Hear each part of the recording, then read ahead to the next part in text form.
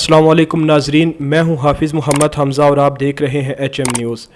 नाजरीन, तुलबा तंजीमों के बारे में हम यूनिवर्सिटी लेवल में जितने तुलबा जाते हैं, स्टूडेंट्स जाते हैं, उनके वालिदैन भी उनको यही एक नसीहत करते थे कि आप जितनी तुलबा तंजीमें हैं आप उनसे दूर रहें, क्योंकि नाज़रीन हमारे जहनों में शुरू से यही बिठाया गया है कि जो तुलबा तंजीमें हैं उनका सिर्फ एक ही मकसद है, लड़ाई झगड़ा।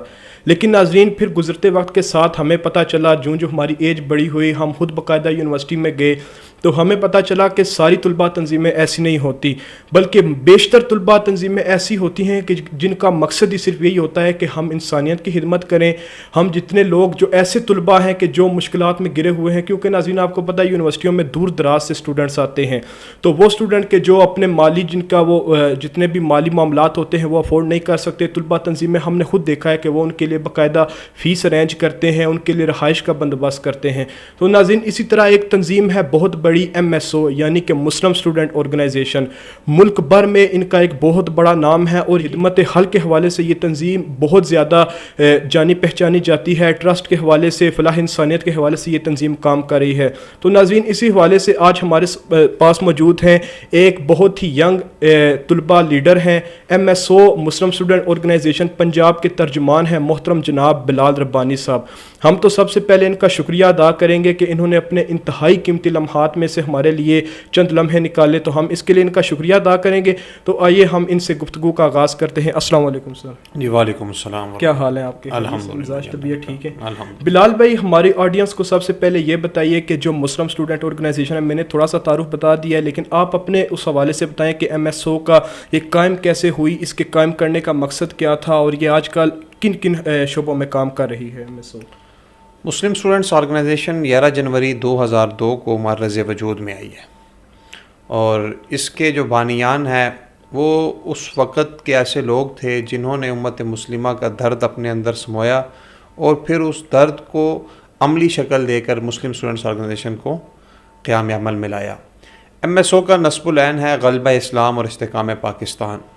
जो ग़ल्बा इस्लाम की जद्दोजहद है ये हुज़ूर नबी अकरम सल्लल्लाहु अलैहि वसल्लम की ख़त्म नबूवत सल्लल्लाहु अलैहि वसल्लम के सदक़े मेरे और आपके ज़िम्मे है कि हम इस्लाम के ग़लबे की जद्दोजहद करें, और वो ग़लबे का अमली नमूना हज़रात सहाबा किराम रिज़वानुल्लाह तआला अलैहिम अजमईन का वो निज़ाम था जिस निज़ाम को निज़ाम खिलाफत राशिदा कहते हैं। उस निज़ाम की जद्दोजहद करना मुस्लिम स्टूडेंट्स ऑर्गेनाइजेशन का नस्बुल ऐन है, और साथ साथ इस्तिक़ाम पाकिस्तान कि जिस मुल्क के हम बासी हैं, ये मुल्क इस्लाम के नाम पर हासिल किया गया, इस मुल्क के मुस्तहकम करने के लिए, इसको इस्तिहकाम बख्शने के लिए हम अपनी तवन्नाइयाँ सर्फ कर रहे हैं। जी बिलाल साहब, जिस तरह आपको पता है कि कल उम्मत मुस्लिमा का एक बहुत बड़ा नुकसान हुआ है, कराची में टारगेट किलिंग का एक बहुत अंदोहनाक वाक़या पेश आया जिसमें उस्ताज़ुल उलमा शेखुल हदीस डॉक्टर अल्लामा आदिल खान साहब को उनके ड्राइवर में शहीद कर दिया गया। बिलाल भाई, आप क्या समझते हैं कि जो मुल्क में हालिया फ़िरका वारियत की हवा चल पड़ी है, क्या ये उसी का एक अंदाज़ है, उसी का एक पेश किया गया है नज़रिया कि इसी तरह बस उलमाए किराम को शहीद जिस तरह पहले किया जाता रहा है, क्या ये इसी तरह चलता रहेगा और आप किस बारे में क्या राय है? इस सूरत हाल में सबसे पहले तो मैं डॉक्टर आदिल ख़ान रहीमहुल्लाह ताला अलैह की अहल खाना से भरपूर ताज़ियत करता हूँ और उनके इस सफ़ाक कत्ल पर मुस्लिम स्टूडेंट्स ऑर्गेनाइजेशन इस अमल की शदीद तरीन मज़म्मत करती है। जहाँ तक बात उनके कत्ल की है, उनकी शहादत की है, तो हालिया दिनों आपने देखा मुल्क के पाकिस्तान फसादात की जद में खड़ा था। मुसलसल एक तबका की तरफ से हज़रात साहब किराम रिज़वानुल्लाह तआला अलैहिम अजमईन पर शब व सितम किया गया। कायनात के पहले मुसलमान जनाब सैयदना सिद्दीक़ अकबर की तकफ़ीर की गई और नऊज़ु बिल्लाह नक़ल कुफ़र नबाशत उनको फासिक फाजिर कहा गया। तो इस सूरत हाल में जब मुल्क एक बहुत बड़ी खाना जंगी और फ़िरका वारियत के दलदल में धंस रहा था, डॉक्टर आदिल ख़ान रहीमहुल्लाह ताला अलैह एक चराग़ की तरह जले और उन्होंने इस फ़िरका वारियत को और जिसको बड़े मज़मूम साजिश के तहत उभारा गया था, डॉक्टर आदिल ख़ान साहब ने अहले सुन्नत अवाम के इश्तिआल को मद्देनज़र रखते हुए एक ऐसी तहरीक चलाई जो इंतहाई पुरअमन तहरीक थी। तो ये डॉक्टर साहब का एक बहुत बड़ा कारनामा था कि उन्होंने मुल्क को फ़िरका वारियत से बचाया, कत्ल व गारत गिरी से बचाया। चूँकि हज़रात सहाबा किराम रिज़वानुल्लाह तआला अलैहिम अजमईन इस्लाम का असास हैं, बुनियाद हैं, کوئی بھی مسلمان ان کی گستاخی پر چپ نہیں ہو سکتا۔ ڈاکٹر عادل خان صاحب کو یہ کریڈٹ جاتا ہے کہ انہوں نے اس تحریک کو ایک ایسی شکل دی جو انتہائی پرامن تحریک تھی۔ آپ نے دیکھا ہوگا کراچی کے اندر لاکھوں کا اجتماع تھا، اسلام آباد کے اندر لاکھوں کا اجتماع تھا، ملتان کے اندر لاکھوں کا اجتماع تھا، اور یہ تسلسل ابھی جاری ہے۔ یہ لاکھوں افراد کو کنٹرول کرنے والا شخص ڈاکٹر عادل خان تھا، لیکن آج بڑی بدقسمتی سے یہ بات ہمیں کرنی پڑ رہی ہے کہ وہ ایک ایسا امن کا سفیر آج ہمارے اندر نہیں رہا۔ تو ڈاکٹر عادل خان شہید کا جو قتل ہے، ان کو ڈھونڈنا ریاست کی ذمہ داری ہے۔ ان قاتلوں کو، یہ وہ لوگ ہیں جنہوں نے ڈاکٹر عادل خان شہید کو قتل کر کے، امن کے اس سفیر کو قتل کر کے پاکستان کو ایک بار پھر آگ میں جھونکنے کی کوشش کی ہے۔ تو لہٰذا ضرورت اس امر کی ہے کہ حکومت فی الفور ڈاکٹر عادل خان شہید رحمہ اللہ تعالیٰ علیہ کے قاتلوں کو ڈھونڈے، اور یہ کوئی اندھے اور چھپے ہوئے قاتل نہیں ہے۔ آپ ٹریس کریں، سی سی ٹی وی فوٹیجز آپ کے سامنے آ چکی ہیں، پھر ان لوگوں کو ڈھونڈیں جن لوگوں نے اس فرقہ واریت کی ہوا کو فروغ دیا، اور پھر یہ وہی لوگ ہیں، ڈاکٹر عادل خان شہید کے قتل میں وہی لوگ شریک ہیں جس نے اس ملک کے اندر فرقہ واریت کی آگ کو بڑھایا، اور عادل خان شہید رحمہ اللہ تعالیٰ علیہ نے اس آگ کو ٹھنڈا کیا، ایک مدح صحابہ تحریک شروع کی۔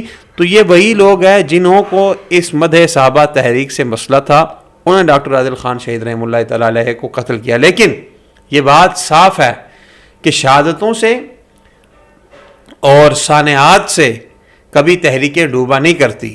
ہم اس عزم کا اظہار کرتے ہیں کہ ڈاکٹر عادل خان شہید رحمہ اللہ تعالیٰ علیہ کا مقدس خون جس نظریے، جس کاز، جس فکر، جس مدح صحابہ کی تحریک کے لیے بہا، اس تحریک کو ہم اپنی جان، اپنے مال، اپنی تمام تر توانائیوں سے کامیاب بنائیں گے۔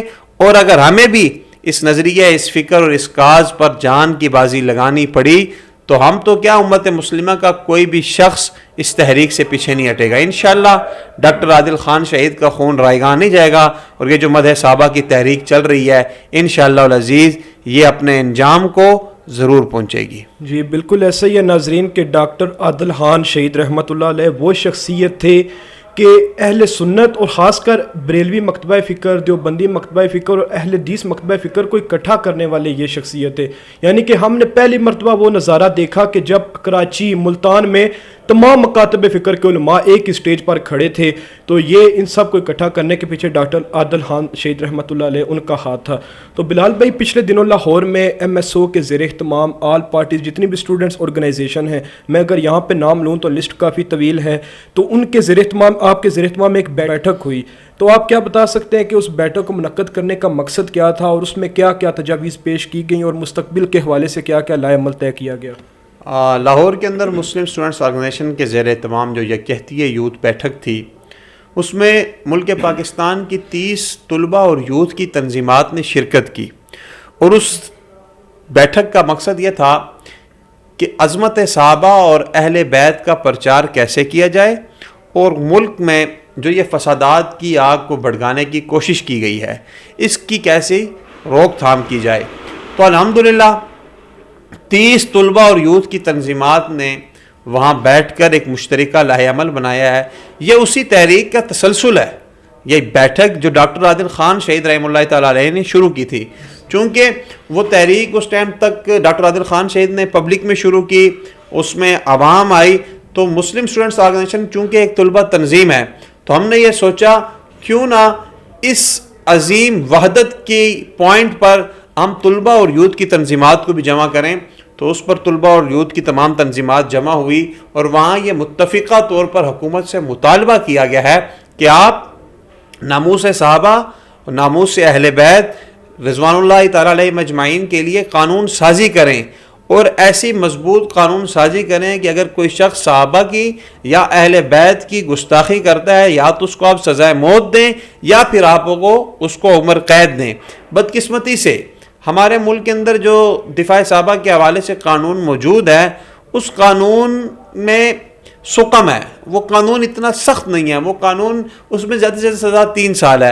اب آپ مجھے بتائیں، ایک شخص امت کی اساس کی گستاخی کرتا ہے اور وہ 3 سال بھی اگر جج چاہے تو 6 ماہ دے سکتا ہے، اس سے کم بھی دے سکتا ہے. تو لہٰذا اس پورے بھرپور اجتماع نے حکومت سے یہ مطالبہ کیا کہ آپ قانون سازی کریں. ہم انتشار نہیں چاہ رہے، ہم فساد نہیں چاہ رہے، ہم قانون چاہ رہے ہیں.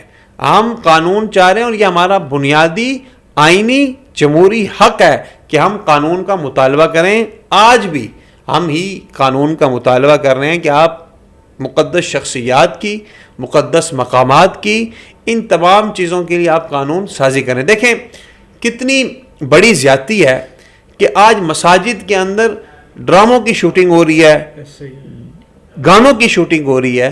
تو ان تمام چیزوں کے لیے چاہیے ہے کہ قانون سازی کریں اور ان مقدس جگہوں کی اور مقدس شخصیات بخصوص حضرات صحابہ کرام رضوان اللہ تعالی علیہم اجمعین کے گستاخان کو کیفر کردار تک پہنچایا جائے.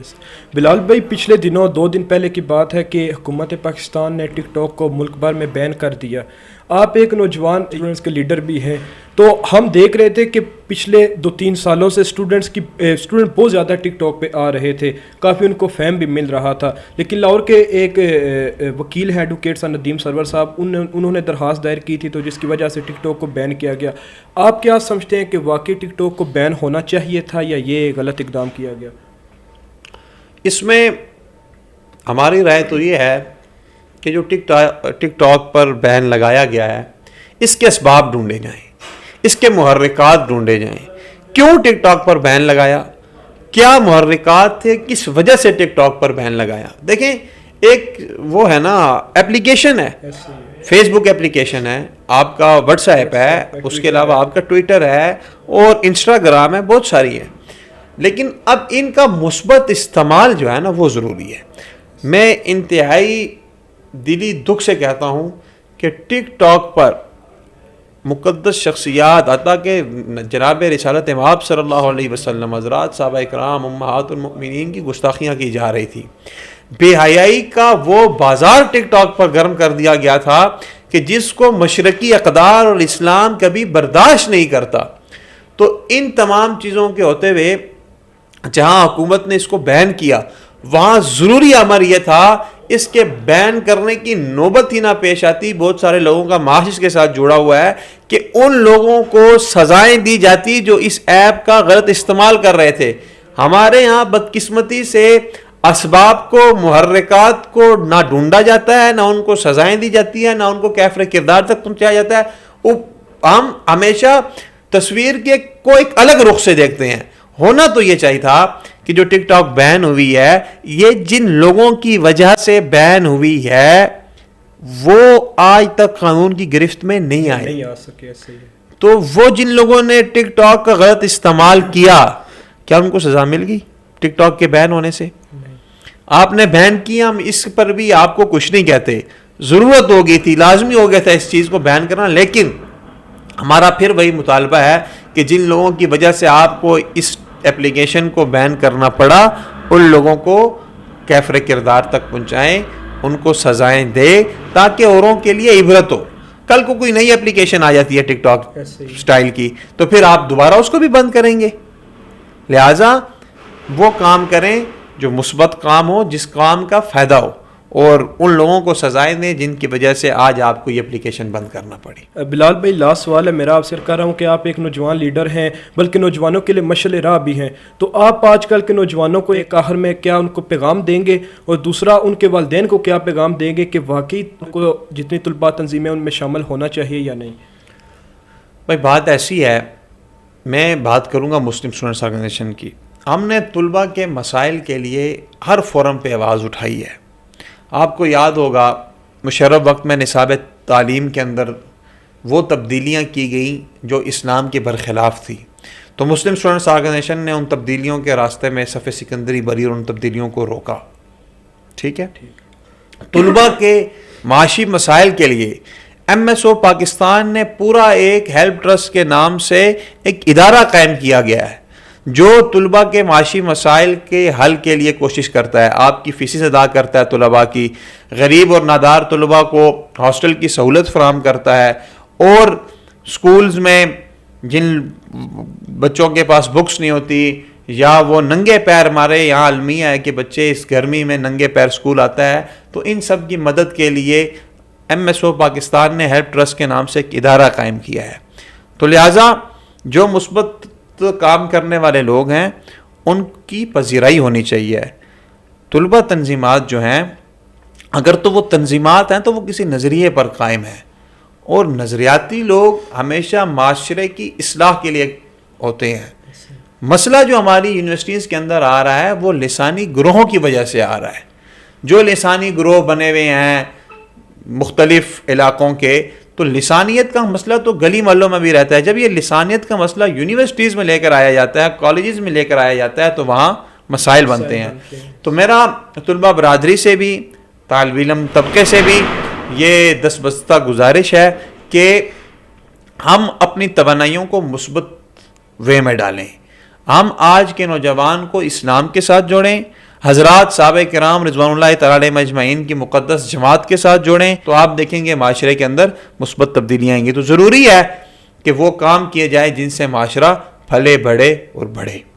جی بہت شکریہ بلال بھائی. جی ناظرین، ہمارے ساتھ موجود تھے MSO پنجاب کے ترجمان بلال ربانی صاحب.